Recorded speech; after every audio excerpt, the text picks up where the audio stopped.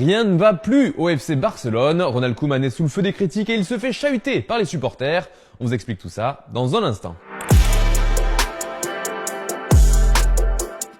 Bonjour à toutes et à tous et bienvenue dans ce nouveau JT Foot Mercato. Aujourd'hui, on part à Barcelone où on a connu meilleure ambiance, très clairement. Les Blaugrana ont perdu le Classico à domicile 2-1 et n'ont pas montré grand chose. C'est la 4e défaite de suite face au Real pour les Catalans. Le pire total depuis 1965. Globalement, depuis le début de saison, les contre-performances s'enchaînent au Barça, qui n'est que 9e de Liga après 9 matchs et 3e de poule en Champions League, avec surtout 2 défaites 3-0 contre le Bayern et Benfica. Et on ne parle même pas des problèmes financiers qui ont touché le club à l'intersaison. Forcément, ça gronde en Catalogne. Les joueurs sont visés, et en particulier Memphis Depay, qui aurait dû répondre présent selon la presse. Mais celui qui est le plus critiqué, c'est sûrement Ronald Koeman, l'entraîneur. De toute façon, depuis qu'il est arrivé à Barcelone, son avenir reste flou. Il a souvent été menacé et avec une défaite au Classico, ça ne va pas arranger les choses. Pourtant, il était plutôt positif en conf de presse après le match. 1-0 por delante del marcador o 0-1 atrás es totalmente diferente. Entonces, una lástima porque tuvimos las oportunidades de ponernos delante y nos merecimos en el partido.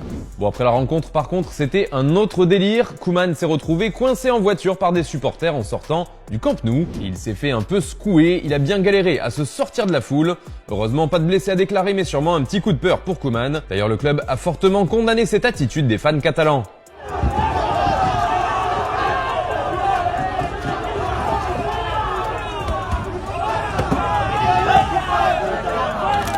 Mais il n'empêche que ça commence à sentir le roussi pour Koeman.